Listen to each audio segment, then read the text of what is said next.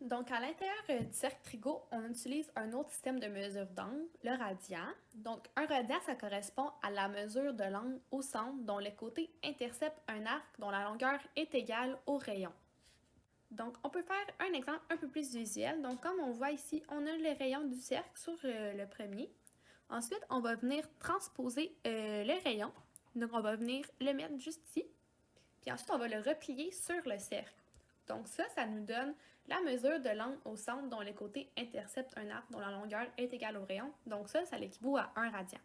Ensuite, si on transpose ça, on a 2 radians.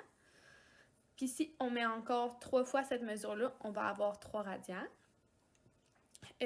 La moitié d'un cercle, la moitié de circonférence d'un cercle, ça l'équivaut à pi radian.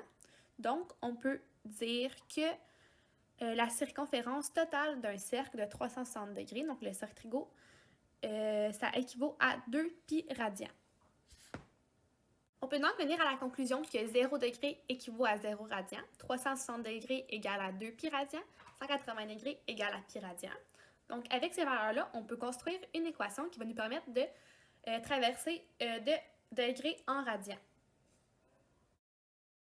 Donc, on va faire un exemple sur comment utiliser la formule. Donc, la question est quelle est en degrés la mesure d'un angle de 1 radian? Donc, comme la formule avait 180 degrés, et on cherche la mesure en degrés. Donc, on a notre pi radian, puis on sait qu'on a 1 radian. Fait avec ces valeurs-là, on va pouvoir trouver la mesure de l'angle en degrés. Donc, on va venir faire 180 degrés fois 1 radian divisé par pi radian.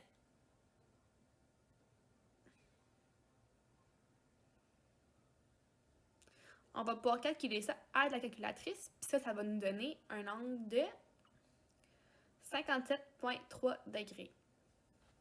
On peut également faire un autre exemple, donc on va faire l'inverse. Donc on va trouver cette fois-ci la mesure en radian à partir d'une mesure d'un angle en degrés.